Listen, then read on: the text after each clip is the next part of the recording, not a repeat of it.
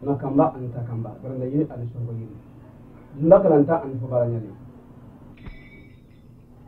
ka kula bantan din nab jangar kunya ni shuwa la kundala kanya ni namara kundala namara la nam sute wule bondi na jangar furo kanya ni no kuna wote fiu shuwa ko lifisai anya ni no kuna wule fisai ne kaloka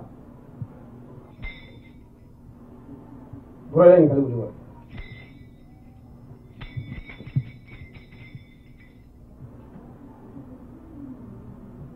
Negeri Anusungkul.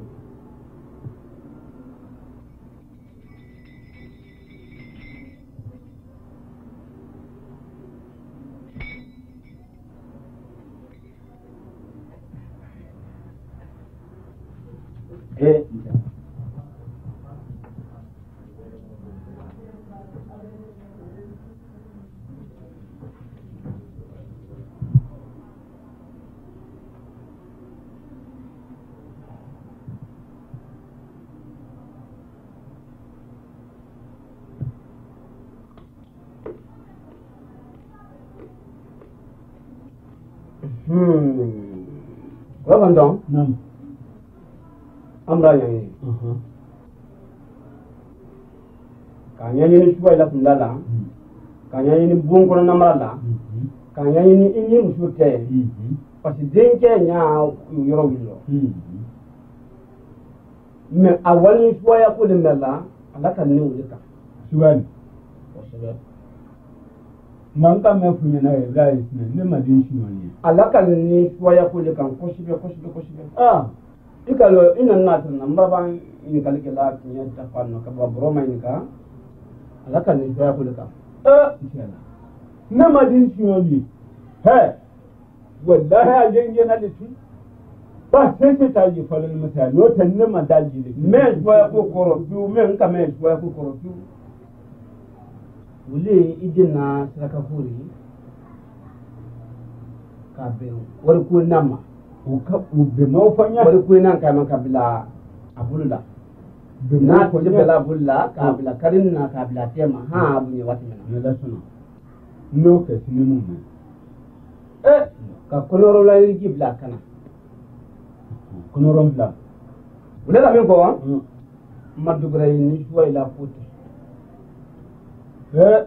madin sinode wela kuli yaro kwashaba ngo man sinode la nya yirerere ayengi na ditu a wuri bang ko me ba shi branko filando wuri bang jantundo anya yirerere ma nyire ya fe yiyo bodulu barakon ni mutedinka mabale na to ni suwa ila kuli ma u bashi mbulu ya no di ma odidi anya yiwari udidi anya wule bashi shine ni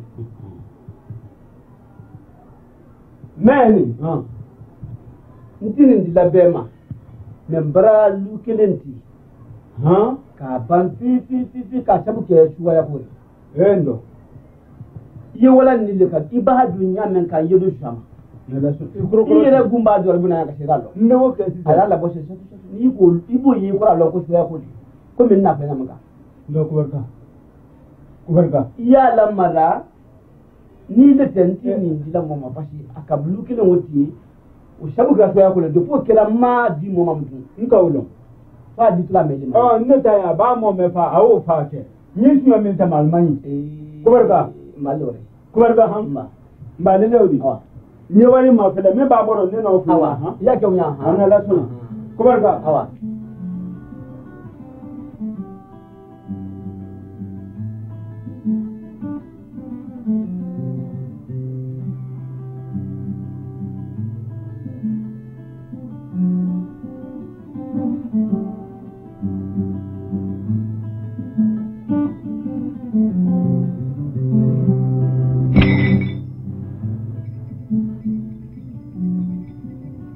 Quel couvre, monsieur le couvre?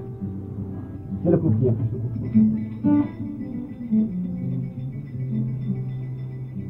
Tonton. Adi. Jala. Ni domba. Don. No ada ke? Amba. Nade. Amba. Ini la pe yi. Wallahi, nade luma. Nade de la. Amba. Tamate. Amba. Nade. Amba. Tamate. Amba. Amba. Nade. Amba. Tamate. Anya la daro. Anda wari, ni ka ye manye kuna sinen sabe awa bara do le tramulo sinaron ko mbola. Wala ka kamma se Ka fatin jo ko bara ko ba shaban no. No te ni tra kampeu ko men ka fanya men ka. Mba wale sa usunya. Nia. Na ni na mana pla kama. Ire ka lo tegbele ya men ni mucho te. Yo kala. Tegbele ya men ni mucho te so. Ile dire wo kala ma yo sire kala ma. Ba jala ma na fa ya mucho fa di banku ba ba ni ma ya la cha te be li bla la. Dan ka kile pe men na mrasula ya wale ko ba. Nyere ka kuma me. Kono kuma be ko le man. Ire ka lo mucho nyame ka. Ba nyo mucho ke so. Anya mucho ke ntiam. Ba jantinaro. Ah? Inyo ke tam suti. Manna ne mo le ba kan ibra ka ton sia la. Ka ton si mucho la. Ke bi ma la o fa. Nei ma fa no ma fa pe ai ba ba I ma orang kale nyon kama I ko nyan nan kai ko ba ai le tai nyom. Bonne ere de nan lo. Ni men kan kan bonne ere da yi ni ya ki jane dala. Ni la mena. Ni se kari ni nan men kama. Ma. Ito. Noro ma chadu. Ke bi ma la wo bo cha ya lo. Kan sa ba wo.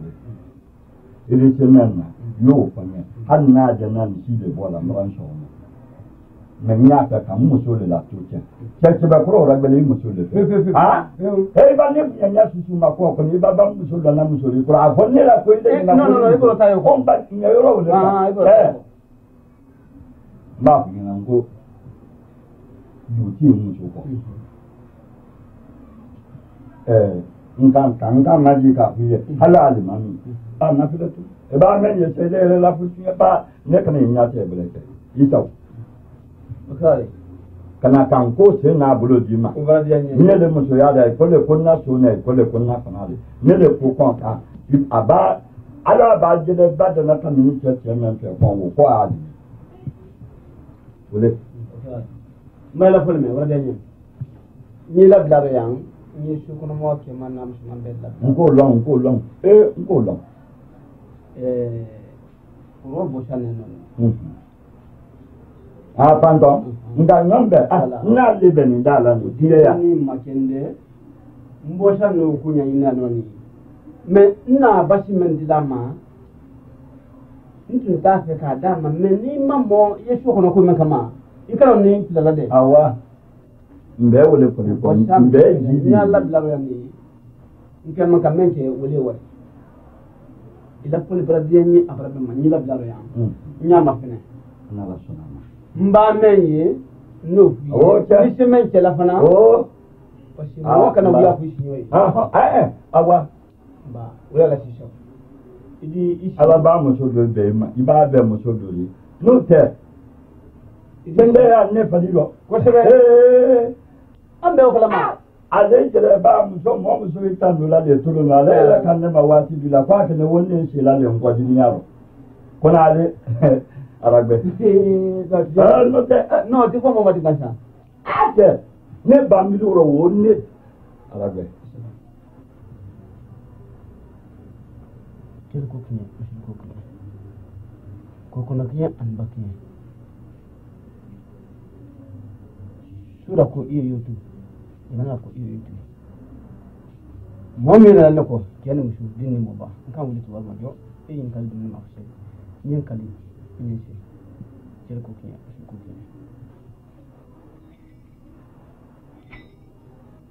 iri semen kala jo ngam le ta ton si mucho la ntemo ta ko nganga de ma Cambone nelle televisioni baba salila nyama kai korala kone kabi kambe bai ki sembila mu so se na kwa atala la mu so ko jon ko ba ka sura ko iyo sura ko iyo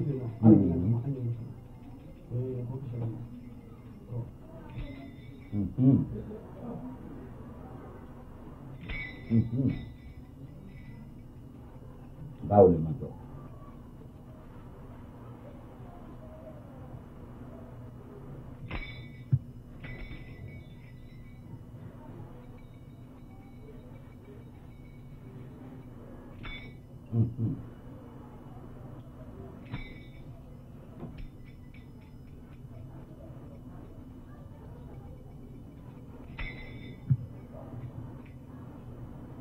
Ne prote belenta, te plan. Kura Nam. Abrama fene. Imushu. Kuma an ka fanya ka iyan tunaro afai kai. Ina yang wule bene. Ina yang wule bene. Kambiri yako anya bene. Anya wuya fula wo fadin no. Kambiri yako anya bela del ma nto masire men ibara kele siamanke akuro hali kunu kambire ba do kawaki le tetigre tilamena na de kanam muso tele badala ayika kuma no ba atigre tilamena na nsi ne ndakoro mba kunu su tere bolade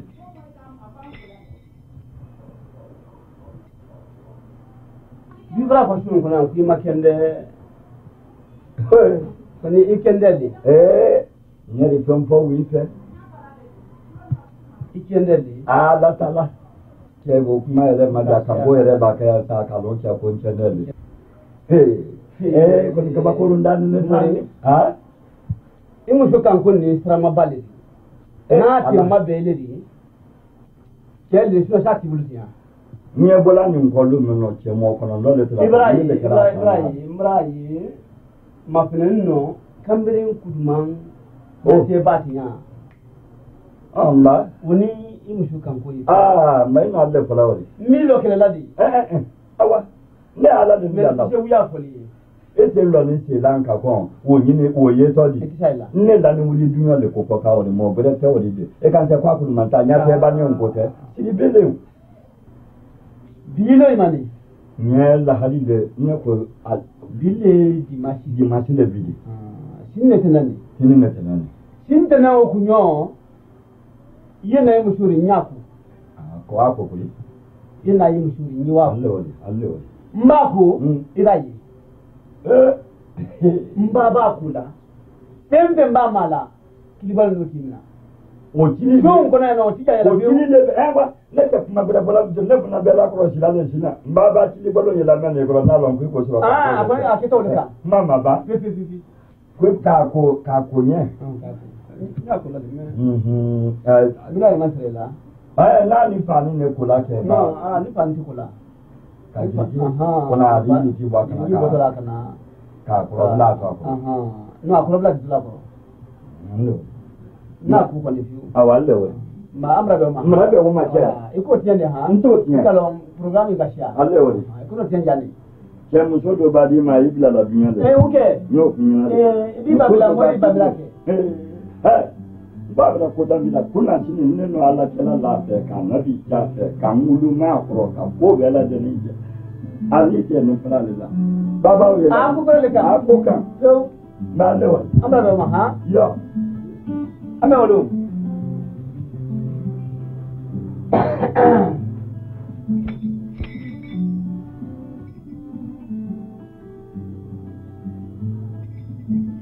Jele ko bro, monsieur ko bro. Jele ko kiya ko kono kiya an bakiya.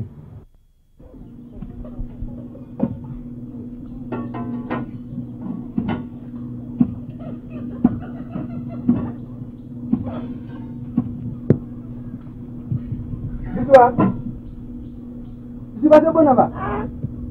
Na.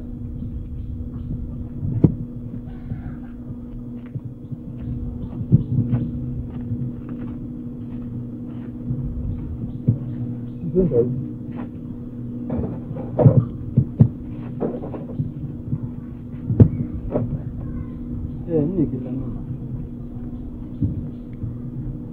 Ku kele membra shi ni ro. Ku kele membra shi ni ro. Wole ni jume musu la je. Ni afi de wu ka sa da ni ya mi ko ra. Ida fo nyanya makaya. Kele la je sabate sa da ya wu ko. Ibrahim. Nta se yi ni jume musu ye. Pasi mo nta fe mo ji na su. Be bulu fa. Ibrahim. Be bulu fa ni no su no nyama ka. Nya fe be bulu fa ifana no ka. Ite mana musuri su ngono. Sebe na musuri ko mi sebe na kele. Wala ko son ta fe ni jume musu. Jume jo me jume la o tene dadi. Grave. Wala iso. Parce ele ere kalo. Neni le su ngono ya. Be kalo kele tente no materia tente. Fui tente. Ni komboni ro kam wa kalina baraika. Kifana wali la ita bara ma du kontena du kan kele ya bulu on da ka jume so su ko ya donc nta fe woro ni jume mu so su ko na ya su ko ali ne di shi du yi da ka dina ini ne ni mo ni kunya ku da su ko ni jume mu so te wali shi ne ka lo e ka njulo ni ne mo ke dia la ni te mo ke dia la shi ku ni de iko lo donc ne di me ku ina la li buluma mplatero le isha ni kila mema ole ndio dembo sina kuma sina la ndio jume musone abo ni so kile nela wote ni peo anga bo ni so kile nela ko ni so kile ko no mole so kile taila ha iba nesi ni yama o fa sane yake na mo ni mo wala so kile taila ko fiye ele mala ali mi taila ko sani yake ko ngambra ke mo makono wole mbila nako mbawaso anabla ni ko nyanjan fadi ndoya afane ni kuma abraka abra mo kurube nda tamala ni ka fate honna so e di ko fani ni tie di sambe itulu la ta kuni jumele ne ni jumele tisiu du kile yo kile ntenna ikere kulo chon kuna ne jume ka jume ka ire kulo donc wala kala ni na muso fadala parce que como ti no so menta la fanya la kinya ituto lo ru jume menka wallahi ariki ni la wonde fana wole ka amelo de ka torono ne tuka ndiri la kuma me aha ina tanya tama eden ke luna ya le la amabra wallahi je namu manual amatele anatia semana sana kala le wande ni daba ni ndelani daba na daba do ile kanko daba o ban katolik katolik ne ro class ni wa libra daba abu what libra dabo nya ha awa ini samunu pa na ha elo ko awa pa na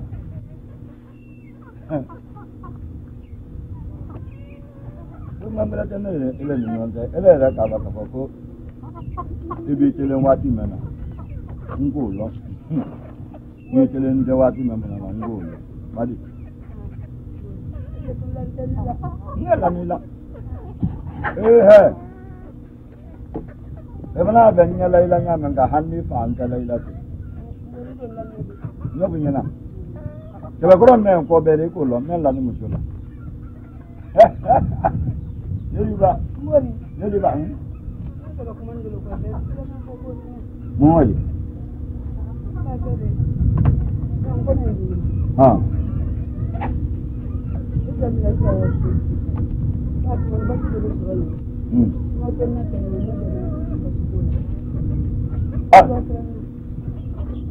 Ne dan mani bila ko ma de men nya vele velo mun baram se bila.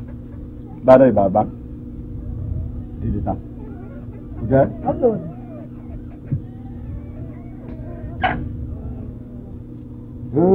Ina zuwan ne ta baba. Mama lira da be. Imma kete tese bena nya do ma. Fa wa na ma wa kule atebe. Wala te dande. Mba kenya la jandia. Begala damin tan nala. Baro wa dar le la de. Bai na le koko a? Mbonna sayre ron ne wulu. Ya. Haji te yiro men do. Na yeni foka nyire. Afufu ka mateo. Ni ko ka mateo de de ko sebe. Ni kai men ke bisu bo men kamina wulu. Hambi. Kai men ka fe. Kai he. Amata ba nya bra fo la ya lu. Amba. Mata mala ya ne. Ayeni. Yomeni. Momburatini. Bilalo. Ne kai men ke foka nyire. Allah kele atekele kele nyawo mo. Alate mana tengo ko trai ne Figo. Meko. Ngori trai wala. Kabo akala ko ne ka go. Bana wala ka to di giro kushe. Sanje ko era mne sikane ole mane baba tala da na tamini la kanko apo sanje ko apo sanje di na che. Ahora que tala ribu.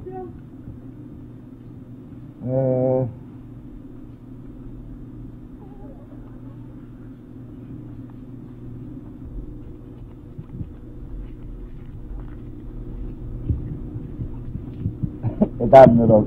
Ebra punya po. Uya mai muso Ebra punya po sama uya kuma kemen kan. Ebunya wo ban ne la.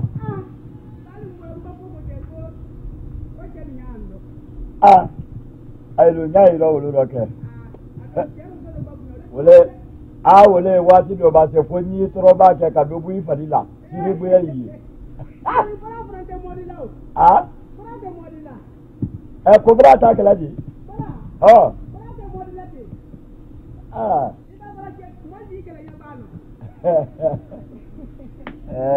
Kazo.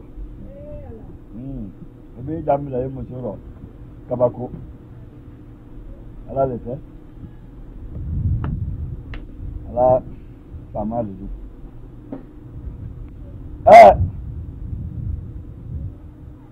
Ebe ko dam dale ba.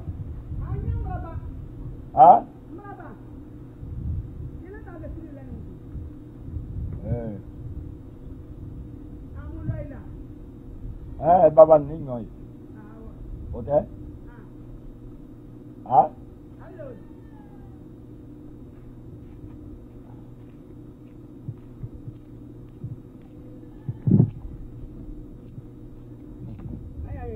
Ele tu onyo kajina. Bueno, kuma be ko bunye ko nimbe ni ma. Egalo. Iba bunye so. Iya. Na ba na. Ala jupo. Ya. Maule. Ma ya le ta dia bola lo.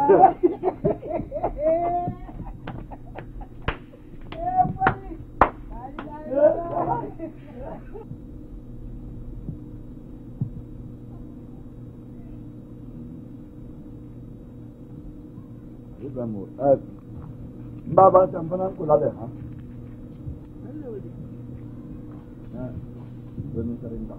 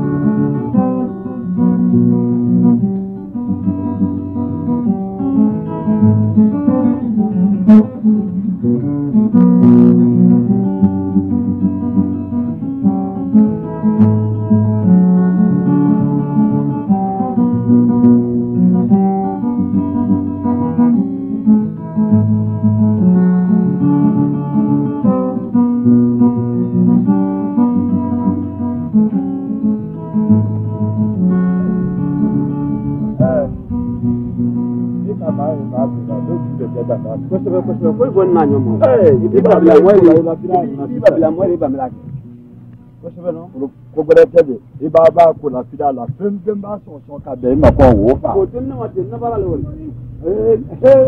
ma dika hanin to ida ye kan je ma shi ban je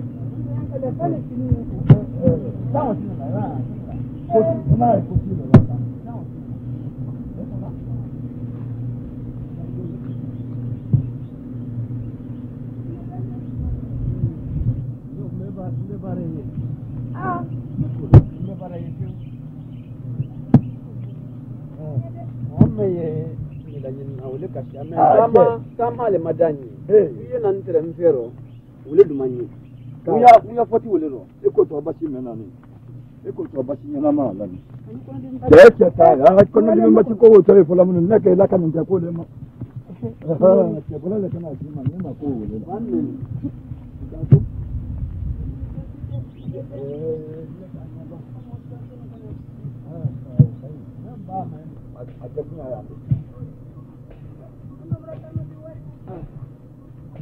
Aro ke to di o ki bara ni ma bara ne bulo ke fuma ele funa bulo ke fuma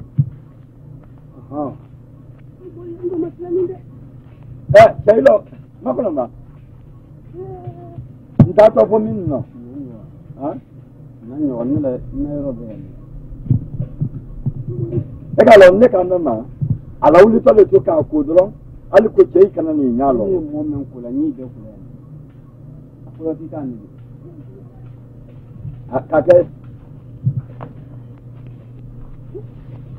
yeta polisi la ka bla ma ba aketo bulun da aketo polo ba ne tra pele ni han ni ba wa ila ji ta ya do ne bulo ne ba se ne ra ya kwa ka sila funya ko ya na ji ti do na so ti do na so aji ta do na so ma do ma bulo hali ba ga fumi ina la ko ya na to le ko na ne tra wule fasina sa a ya ji ya do ne bulo ne an ba ta ma ka ga haya akone ai kana tinno ana nan ne da ko ibon faranna ite ne ne lo faranna ila kuma ka ta kuli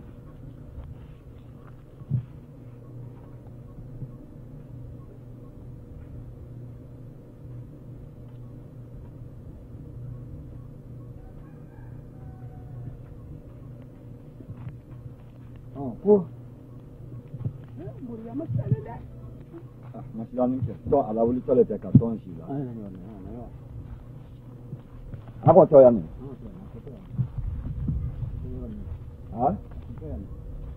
ya aku to yo ni ro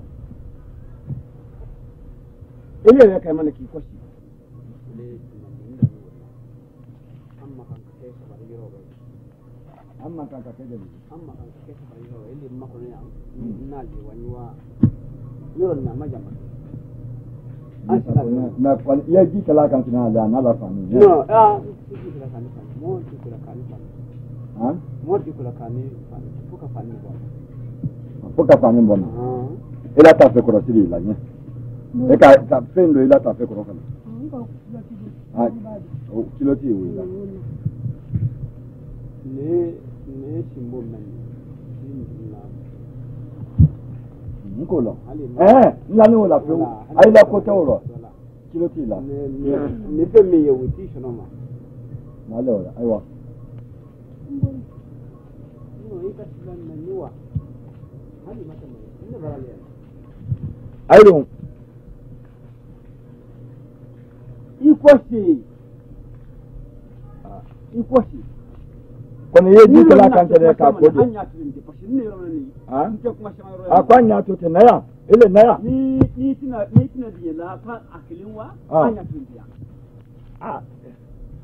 Na wa tira. Wa. Ta ko falan do ba. Allah. Ikoshi. Iwa fifi.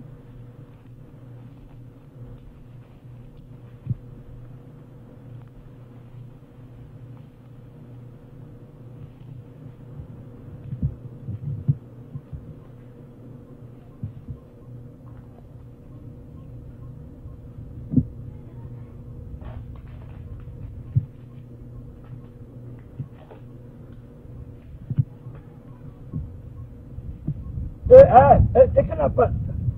Makodi. Ilo. Ikoshi. Nan kwace da yi girki kala. Ikoshi. Amma fiye girki bai kana. Amo fiye fan. Amo fiye. Kun no mu fula. Ni makia. Ni kula toila. Ni kana girki bai Ni kana. kula toila. Yi yoro ni makanka jama mai ni kula toila. Muta na mu bela da. Ni kula nguyiwa. Manya to te. Mamurai ni ko da. Tute. Atuntia. Tute. Non tala wo. Amot kasu. Aka je ke ban mutu kana wo fa da mu. Wata kala. Yayi reklama mu. Nte ni kula toila bi. Yayi reklama. Ni ntendo na yang. Nte ngala lawa bi. Na la kaso. Yayi reklama ku kilia. Akilia be bandia yali. Nte ni kilia bandi.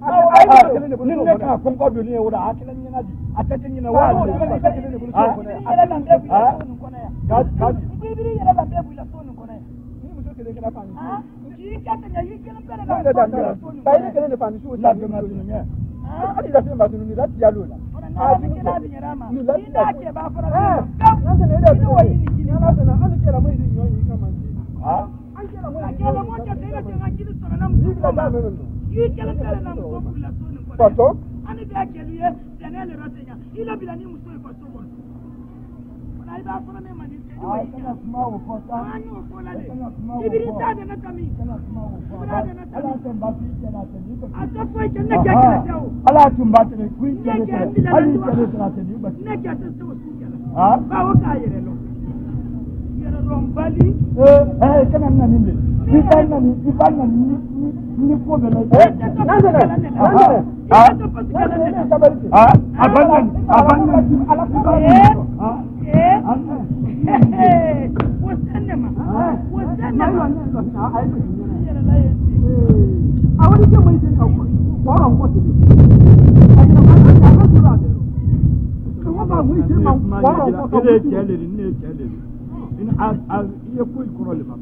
ani muso le no fa ni le bla la o le na lo te nya gbe la kama ele kana ne fa ni su sa ni muso ye so ko ne ha kila ko brother I wara mo ide ma jimi ko ron ko ti adiara ni bomba na ron diari nya ani da dengi kama nji ai la jake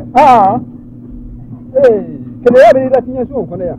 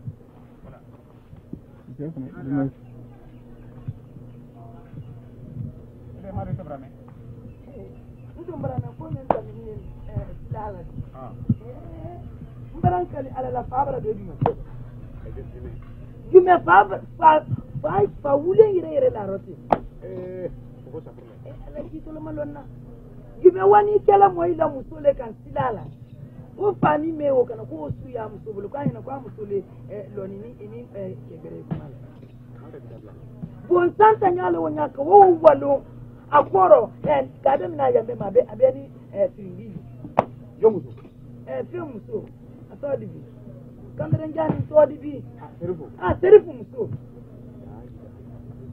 awani wale gbatila anu na tola le sine kana ben wolu man ka ya lo ngo jumele ni ko jumele ngwe mun to na ni kela la le ni na kwa muso le ngo tile kuna gbeta no ran blamene ile de se fridi furu muso ma di matani abat ko fridi ça fait mo diyo do baba ile mo me ila abele kadina ko ni ko se go bena ni ko ni mbro kunyana de ku se mbasi teme traffic kan ne basi alfa ba afwa bola ma ko mala lan ku ide ko mala ni hanci lisi ni wanda ba ne se kwa di ne basi fita sen ne basi ali jume bala mi do lo wule na ki bosi ki tan kama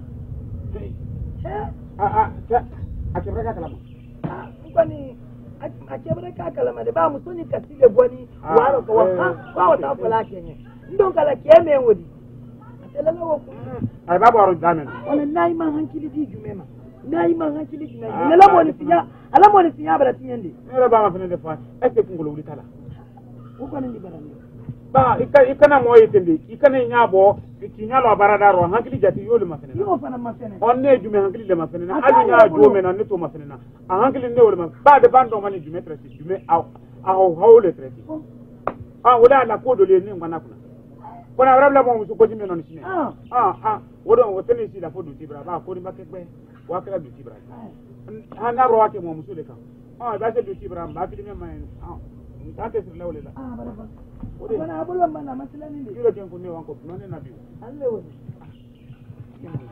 dani na dara janne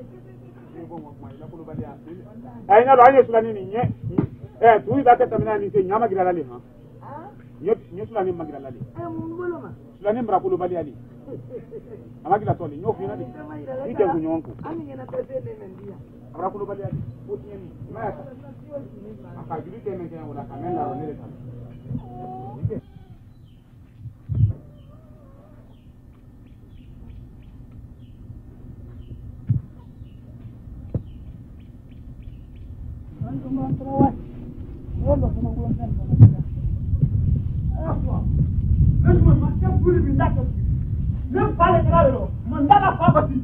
Amando.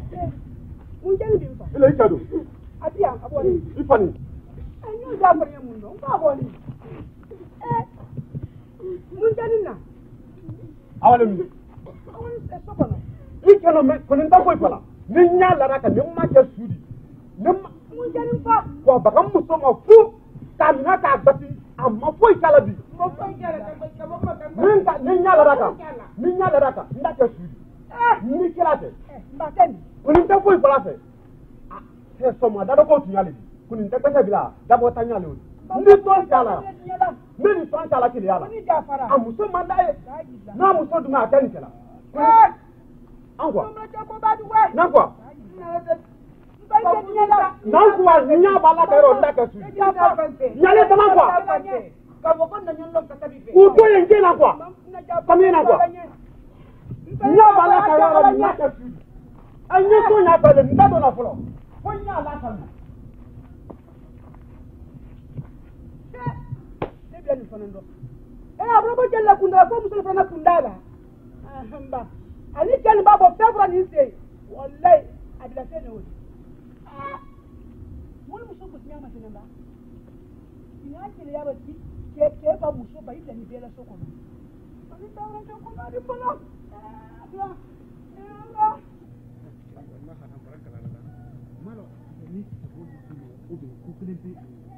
Ela ko ni ila da ba ko no fi ko ni dan. Ada wuli ni mmemma yo lo ne no ala wuli la. Ede tan ni nyela men ni le nyela. Maro. Batoma. Naya. Kama fina wuli ni samu so ba wuli. Rame. Kale.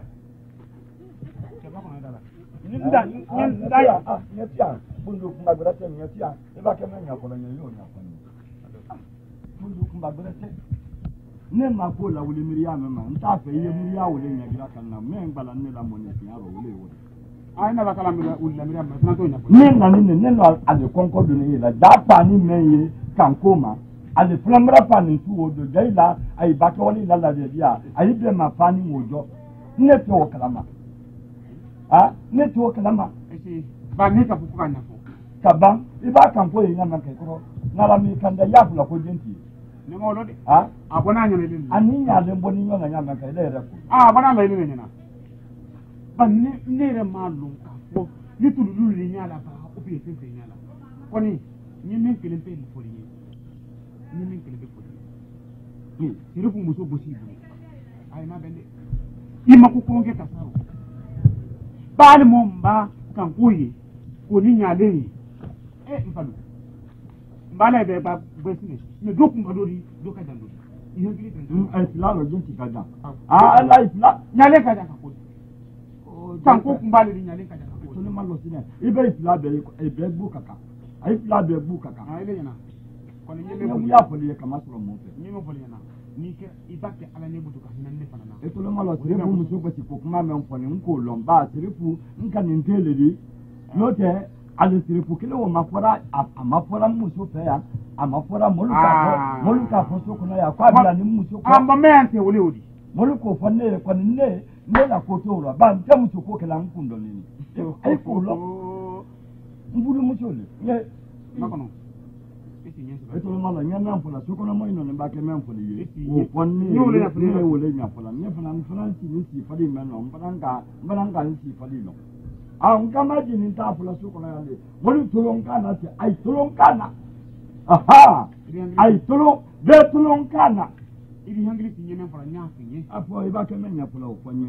ntola nyeme kele pipi na demente ya demente iraja yake awani ibaikili to ibakila kama iraja kuma juka budaro ibalaji kala ele yake alani kuma juka budaro kuma jote bonne doro kuma juka budaro no kuma jote bonne doro ibafo nini jafadalle kama jafadalle ni jafadalle koni mpani ila sikala kuma kile meno mo milu keto kuma tala ajati kesi ama mo wuluroi ntafe mo funa borobo kuma la namma ni mo mabrobo kuma la namma nke borobo kuma la ta mo ma koni ni mo ka jila kale na ko ba ile ni muso bra ku do ke yo nyakoro la na mba ni kuma le fo nyana ala ni kuma le ni ya fo ni ma kala ya tahina nela ni mahina na ila da bari abra bale malo ni se boli kuno ni ko me kuno iye no be ke de muso ngosi da hankili do ya susuma ni kala te hansina kono ba filino ba de pa kera kuno ni jafata la tepe makono nyama mba wala dero ni nyeme mpole mba wala dero ni jafata la ini wole reka nyama ni jafata la ini wole kanyama na fo trepuye a jafa ma antola no fo peu koni nyeme mpola ka lawo kan ma fu yo watiro ma fu yo ngal mami yako ngo fu yo ba yo mpilale ilo mo tulote ola mpila fele yani ma fu yo ngal mami muchuko ngo fu yo ba mo ala bande da ko ne reka na bila nako mo sama muro panyo ko ne ti le mi la wala ba ne ki le lo ne kan ne lo ne mi le mi la wala lo ngile bango nya ko rajila kaila alma no mu abli lemu alma mu abli mu kana ne la bo kuma ne mai la kuma kon ko kana ele kuma dia ba ile ne la kuma kala ai bana ma ko kama jiro no to lo ma nya kuma nya ko le na man no ma kuma nya ko kana na ko yo ne ya man ka o ko ne ngere be fri ya fadali kuma bakela sini ayake alanye kuma bakela sila sina juma kabuda ba kan ko mai muso mai de bakera kunu haka na sitela ni kala te mbulo matela bankalo akiri ne mamolo ya ne le kalo ba no le tamara pe ko ne le abate ko bene la ne abate ko kuni sidibe idwe ke braketi sidibe idwe ke braboti abate ko ta ne la malo ya le bi fana ke alani mutu yimiri na malo yama yake alani kala yimiri na malo yama nete dobra ke hasen ne kabu ba dobra ke di to lo malo ne man ko yo ko kan ko ba yi ja se malo la kan ko ba yi mara wole ne wole ko yi muso na ne wole ko yi le ke di be ya ila ja ye kan ko angola jelesi ama ke muso la jelesi ama be fe lu kuno ko fu musula mo ba pempen ye du kula de jele abon tini ba mo ti a de jele wo fe wala ba sika de ka sika la do nim pa de mai apo ya awu bloka ali kuna sini ko mo kuma fi na sama ndulala ni ba yora ye kuma le fura te ne yora mandina ba ana bade hankili ba wa ya sida kuma kan basani daro mo ana bade ndike tele mo ada baden dikini ngala ibra wajamba le ibra rabbi ngama ya kuka mali ya do tangama ko ba ko mra sifu muso au ikalo kuka ai funa daga kanya ye ka lon ka ko kwani muso le boni nyona mba yankili wana waya sila yene kinja salami nyona ina kala buna wa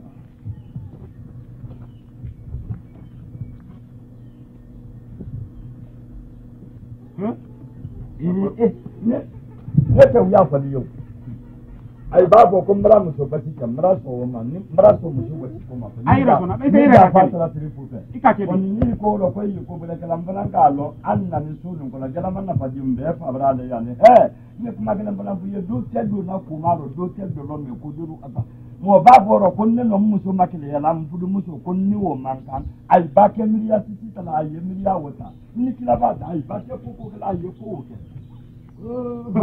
tamaye tan no lo jilan tan no lo e kala ro mena kai kon ya kala ni ngor mro le kala ngor nda be de mati kuma dia yi lay bombiya le kande ni ka fo ku di dunya ya kan do la na ile ne ne te ni sari nyon ka wule ile tala ha min law ba ngalo kuma bada mina aduma tana guli daro habada nakele be ha min law le allo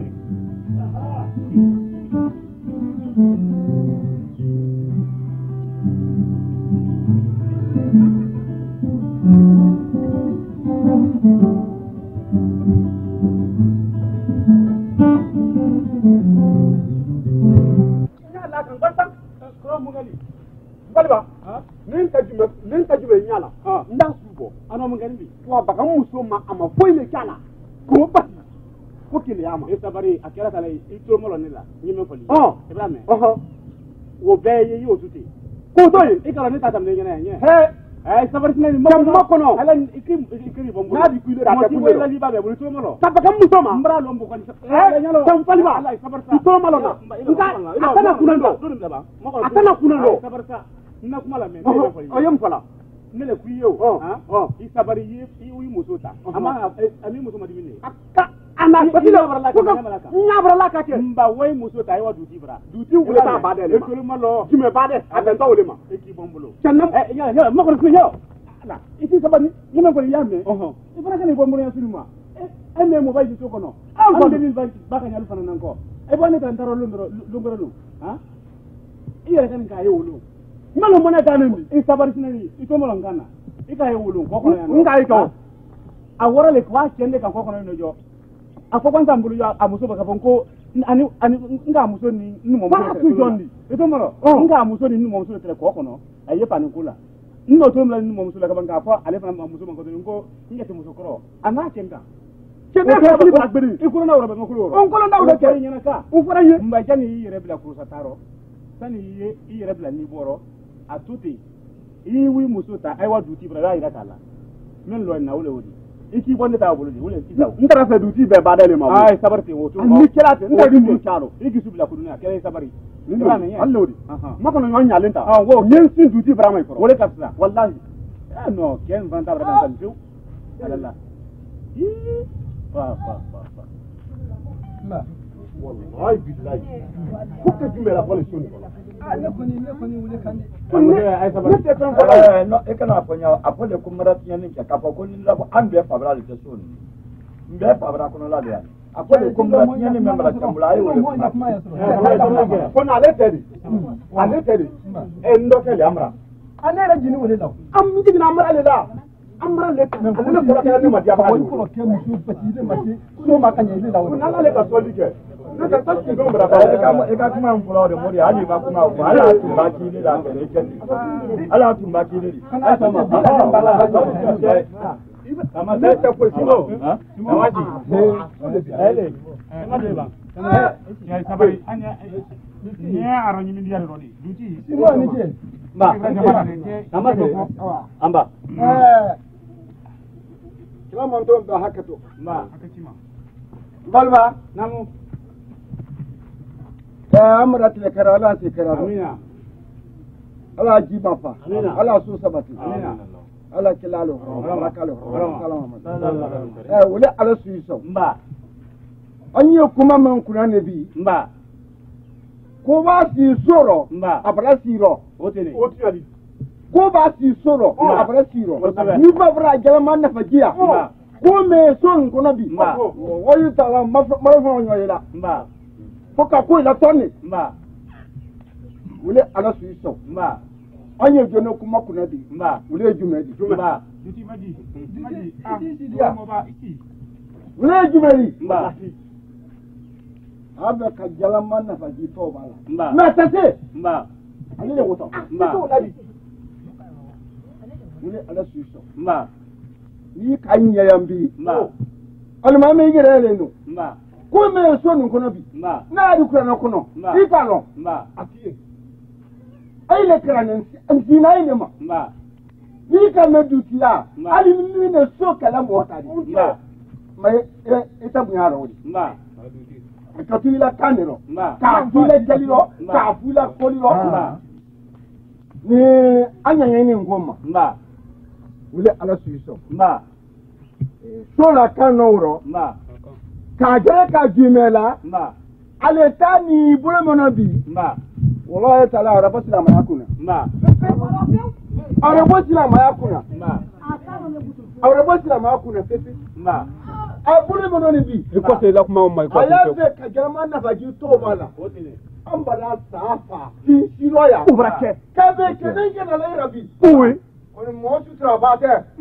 umote mote mo me sutra mote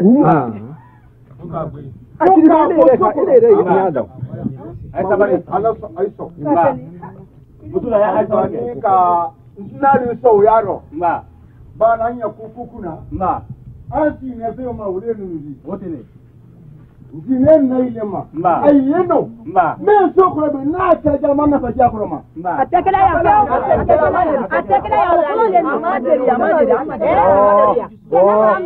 ma wali kuma ye wala ala siso men tawo Abrana so to wala wala jumedi adio ka kele ni dibe meni ni o ci kana horodi te ibra toro ibra te do ka kanya ni fori ne ka tininke ka taninke yebre ke la sine ay tana wasani kala ite wasani kala ba ete so fifina te ibra toro ma le di ofu atewri wala ala siso ay kuma yake da kuro ita bala kala tala wala ala siso wala ala siso kaka jera kala alimamin kano ni duti kano ngile durun kuna kala alimamin ka fa na so tonya wala ala siso fa na so tonya ale tse Jelaman na fajito wala la ha jelaman na fajito abalema ale wata wodi wala ala siso nyemen gira kalala wallahi allah ma bra fa nyama nyemen gira kalala bi so la kano alimami na kano ni te la kano ni ka me soduma komre ni loko abrasi abero abeto bratia wule ala suiso mala du fabrato nyasina wule ha ya komna tala kalasima ile una kama kama kalasima kalasama wule uri ha akidala kasalama wala ngakeni lama be telefonla kamera kunti telefonla mane amota puniro to ko kunti to kumala simbo ebunya kumaro wala la kawaita duty bolla kuma men poni awa koroji metre tulu folla kamre ne fanan keni wolo mamani yen kamre ne keni wolo ne pure mabo tu mabo ko kono awara ken ne kay no wolo ajela ila ro akela ba mate akela ba mate mba kora ku yeso bila wala isa kala mamadi ba jara nyi ajaranye woni koko bala ne ka soko na yi nole ile enya koko bala ne ka soko na yi nole ile enya mensi ni la kama ko ije ina le bela ay ma ne nya jira kala ni la koko toro ko me ma ko ne la ne kan ko yi nole ni ba ile ma bisuba ile woto kila la kila so ele woto ba ile ko kai boni sokle na akpo men kai abra ti na de iba wolu me yo wala sana na pa ne nzala le kuron ha ay nyina konte ko kala na ni benneju ay benju aha ay benju mbayulinta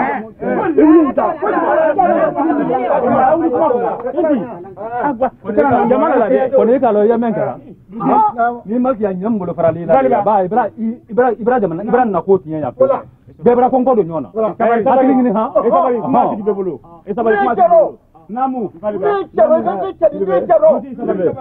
ne ka lo ile na to kuma min fula ko tente a to ta fa e kwa wuli nyawa ah inga lo ye men fula bai ga wuli ba fa e kwa wuli nyawa siribe ni na fa nta mo to jira ko feli na ko mbemba bra le jira ko fela na ko panje so kele ngona mori ne mo wa iburi katani beni ibuli kana na mbila du ibuli adirela ibuli sabari iti santon tila de santon tila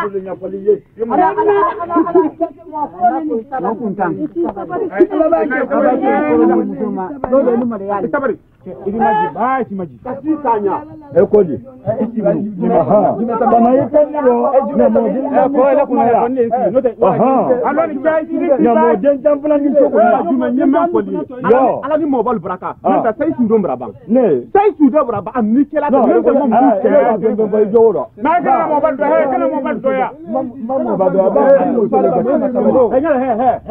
mo tabari jamaa ka balba balba kiti jamaa masabara balba moy masabari kelen kan ibo jamaa bolo ikana balba balba namu ikana simbo poni ya kwati kwale klete jamaa na fajiha Itu kuma la koro. Kuti.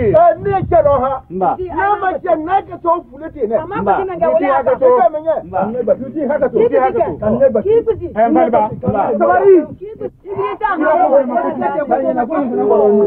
Mba bracket.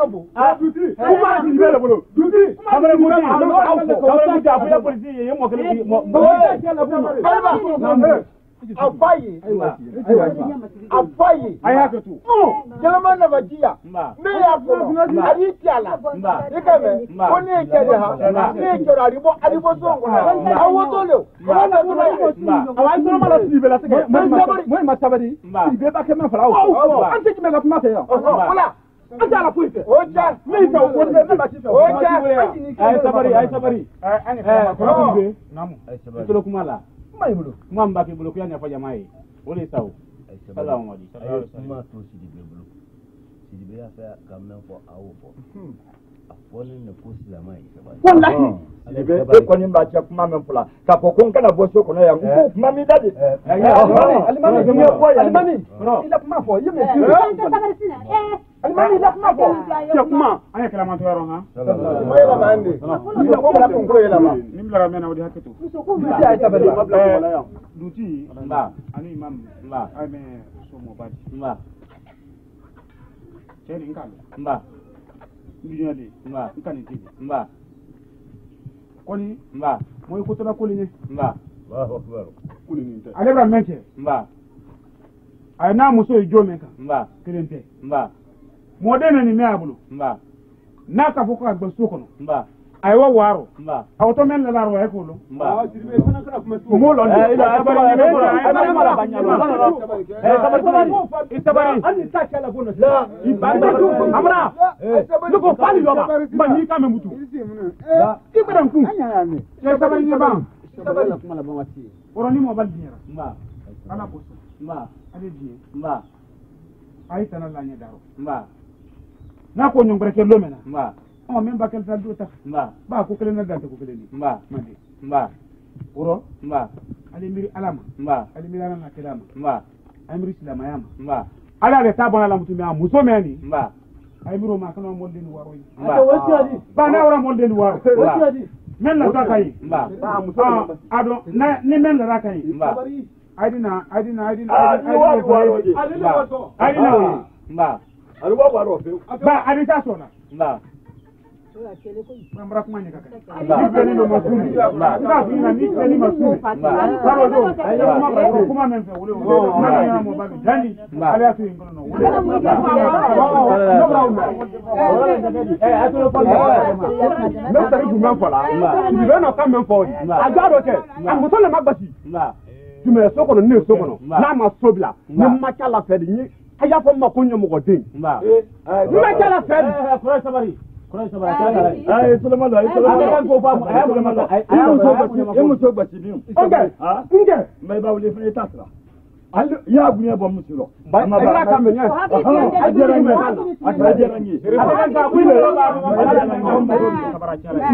ali sabari ba ali ka di bo mo kuma ba di tuma te mo nya idi tuma te bo mo kuma ni ka fa ku di bi kuma la se ni ko ti ni bo ya se ni ko ti se ko bo ko kana kuma ni ko ti se wo bo ngula ndio kwa nyana ti muri nga muri ndio kuna hivi nga muri sabari mo ba ni me fodi nga muri ni me fodi sila ma be kila mafia sili be na menfo ama da bi ma ama da sini ma ama da sini kenema ni de tara ku kile ma hawfo nka lon ka dunyole konya ni me ka su kono ni ko o tu yangolo ankanka abolale akakanka wale ni sili be ka bo kwa la sensire kona ni sili be ki bulu fenta kama jalle ka ko sensire awole ha sallam ti ko ka he bo ni ya hakati ke fana be hakati ba ni kam so kumala ya kumali ke ile do ai di ya famma ya fana ni ndi wele mo be hina ne labi so nkono akero amusoro Ilembe kebuso ne hina nabi kam malala na ke sallaba malala na suna ba me yemi tilala kamera hina matira ne la anka malada na ke kuna ni kitabura malada na ke kuna ni ka fade ma fale ko muso duma na ke fana abilamani kono tetele abran ni fana muso ko ila male mina dia ten no wale dina anya ni todu mbawule anda dia sita na binyowa anda ni kabuai kwani nyani na koroleni inyani na koroleni ka ta konya malo ranu mu bakoro nyina no mena ka si habila mala koronya lo mala ko makam mani kamra misazu vera alketala wana ya fa aya fa ki atu aya ko jumi atu na fa galama atu ha na ma atu ni tsana masu mai di faro mele ba mo bai kanya mema seta ni nye ko do da ibrahim ko na ai ba ni ni na wa wa da te ba na kuma ro ai ni na le ba le ke na ina al mami ai di so mi se ma kamera mi se na ai di ala ye na tan dina na ma hina na ta juma ma hina tan lari awoto le aba wa na ma jama ko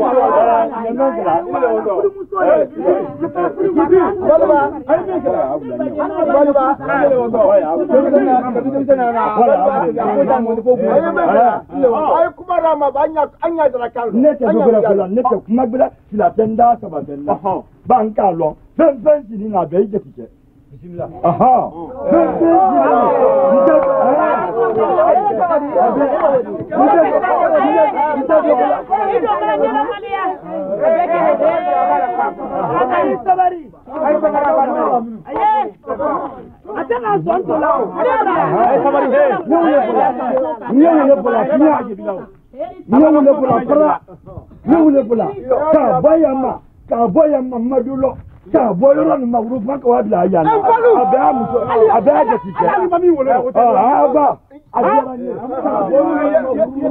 Kuna biya ya da. Adama ba ni.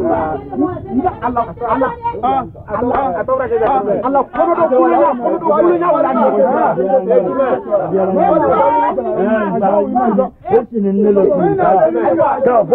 Ka boya ma ruru ko abila boya na abenje tija. Miri pani.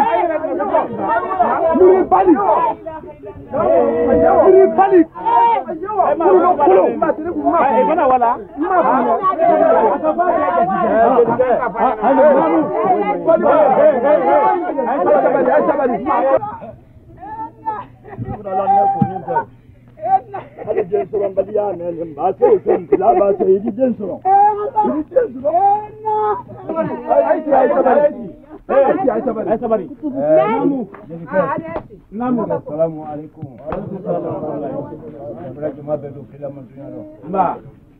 Kuma to mo me sa wale shi dibe. Ma balu.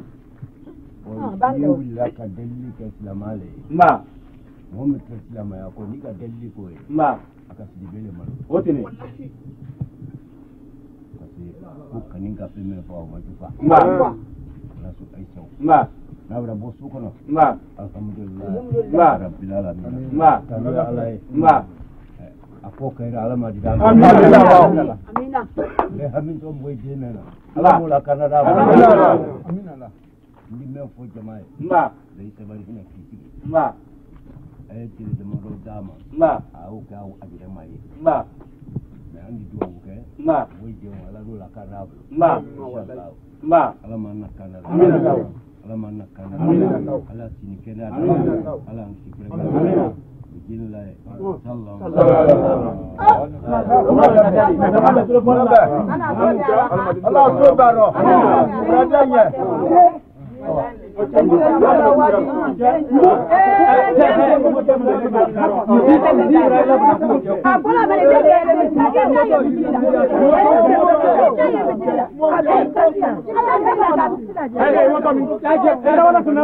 Nyawala leke. Mbanga tuno mrabo. Namudu. Nisita baina mna kupande. Baba ni heja. Baba ni heja. Kitu kuna odi. Ai wabla bre. Yawa ta ko. Ni kamren kile mkiboyire kwa kwa freye. Ni kamren kile mkiboyire kwa kwa freye. Baba mbena ko. Abamel leke wulelu. Yutu fala mobe ni kamne kele ki boye ko ko no aba men leka italo ni nyala ni ai ne do ko duti ba ko nyama ma hakili tu ko ido ba lori ma suba tenia ma kusila ma batama wala kai duti amra ba ko to edin na wani na bashi do abulu wale wodi mara na idi o technique kale sa ni na wati ja Malmani. Malo radi nyumba fikiri rosini. Awa. Nike. Awa. Araba. Nike. Ma. Awa. Allah hanka po kaira ma. Amina Allah. Awa. Nike kamilan tabara bale. Atasu na tasaliya.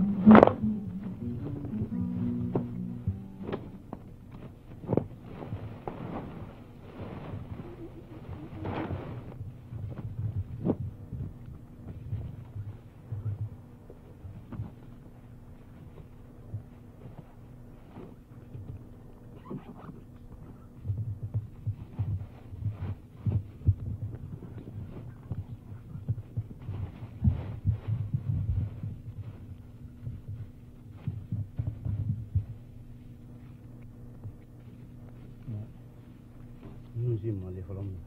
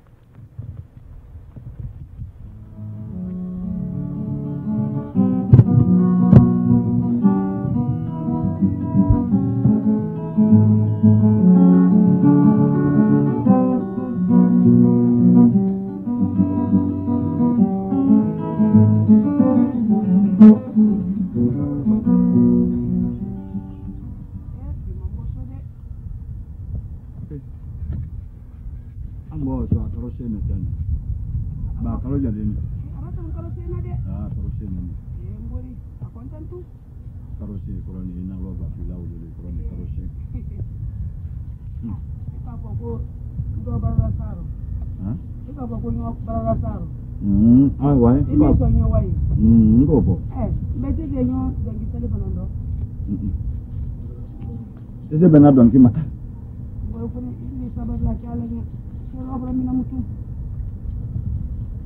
Sabe yen na gwenye gira kala na meno wele. Ere ni ne flale ya mo te ya ke te ya musotia mi la pele ya. Mu flale nyon kan ya. So ma disa ba gbe ne nya te kenya mo to gbe nya kororo ne nya ile le nya kororo.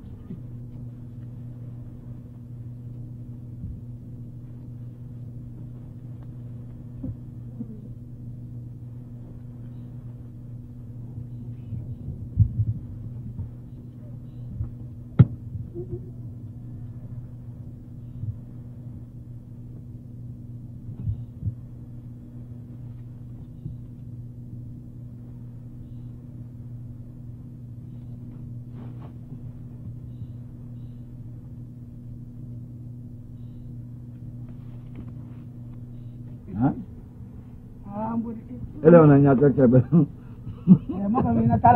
Ele unanya teke be nya korolo, ele unanya ndele nya korolo. Adone kedi. Mama mila waro yanti.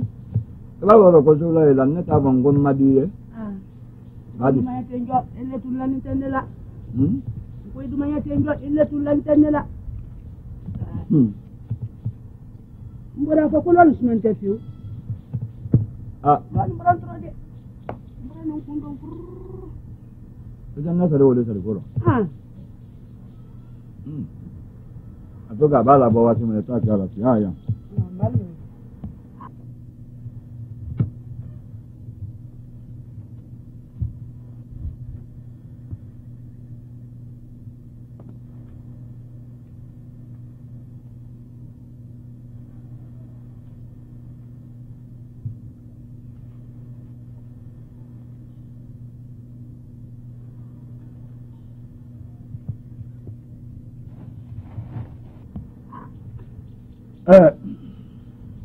Again. So I do that, sir.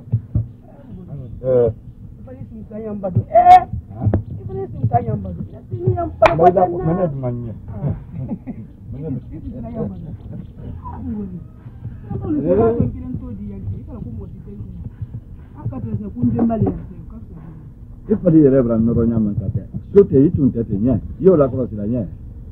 Ebra padi men soro sene royante e mo soro so. Woni be kama ye. Ha? Be kama. Ni ya ni ngum padi bra bonna. E padi buladi. Ye toro ya lero mulo ya.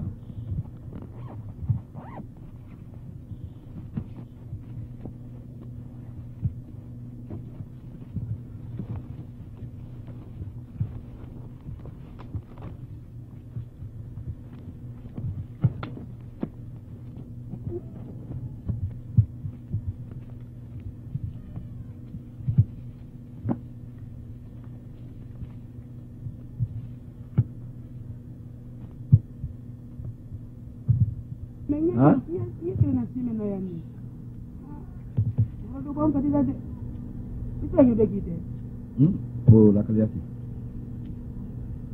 Ye na sime pila, kunun pila bi na pila. Ma ngeen ko sokono. Mun so tawi ba kuma pila e so ta ko kuma bila mun yibulo sobo. Ele ba. Mara barawa ya nye. Barawa ya. Ndo babu kuna poko barawa ya. Yati ke kurula de ni nyonga duti. Wa agba na ale wati lo ye bola man pensandi alomina e kai nyombe lomina le wata akanya koro men lo iro ne ka lo lo mban sigara lo ne ngwe ne duti ye nyombe emboni mbura to de ne be mbaka ne sende lo ko emboni ele ko le gira ye ifana landa mutu ale mamin tadu e ga ne don teni mbira tinkanyo tulo idan ta makuma ban san fo ni ibrahim na ko ko ibrahim bo so ko ka ndi waro ya ban ta ina ko ko mutu ayi ngana wo hakili do le nero mane ka lo mai ida da ba ta yo ne hakili je ne dunya kalama me da ba ta yo ne be mbabu kutankani be ide wuli ko ko wuli la ngawle bangura bude ma ngo fadi bangu su me ile la ya ti ti ile fadi bangu su ne la ko fa ra nya bu o ti se kala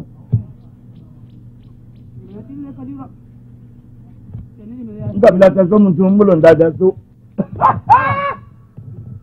Ndabila teso mbulo ndadeso makote mola nasila te muma Matunde udikile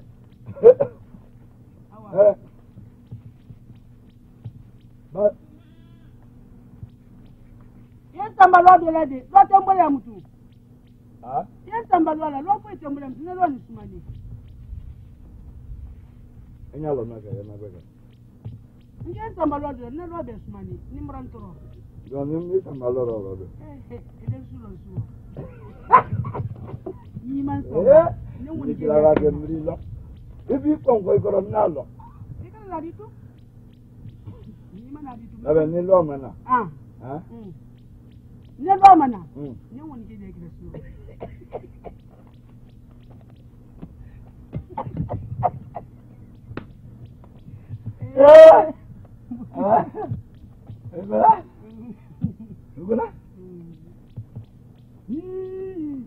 Alhamdulillah itu ngene. Itu demene fe. Makana. Emuko.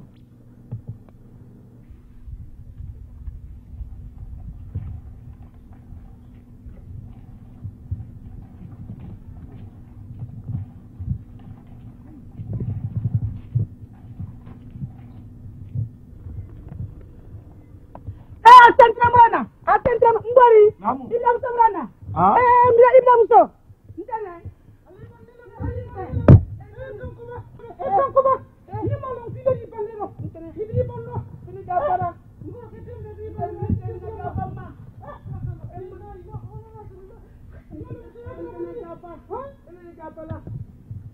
Iblam so. Anati. Numa dai. Tunasikala. Amba. Ngori bando Ama baido nyanne ya ne. Ama baido kisa banaido.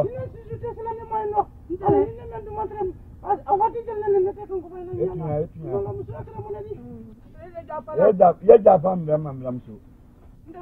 Etana ne.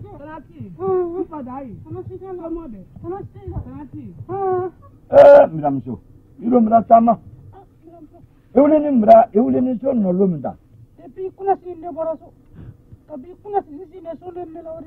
Ndesiran tamala. Mbawdu len ken ninyo, mbawdu len ken ninyo. Akala tine. Nko bon nyale bana la kanko baka ala kalo na le bi ba wala wala ni aro ya juman ten nula ya pe unte kokoti am jumano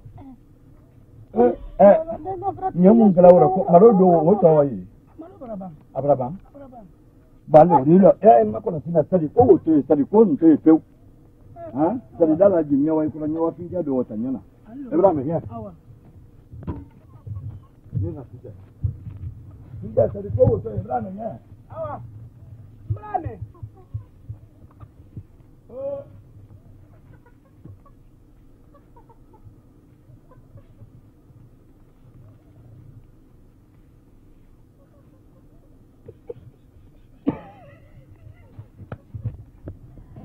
Abrawa. Rati. Hilo do tumra mina. Ida nganya umba mi foro. Karusten ni yama lele kan. Kanko bai ten fra ko sugu. Ayan ki na uyali dini. Ha? Ne ka fu inga finya di. Ma fu nyam ko ndi na ke bra. Ngoni na ke.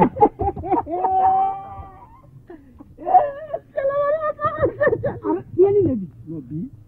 Interest ni lele tuma. Mbara karusten me ke nyon ko na be mo la bodo. Ali abam ama ko ba ke na suro mbam bidima. Alam ke musiyad abere bon kono. Kam ko ba.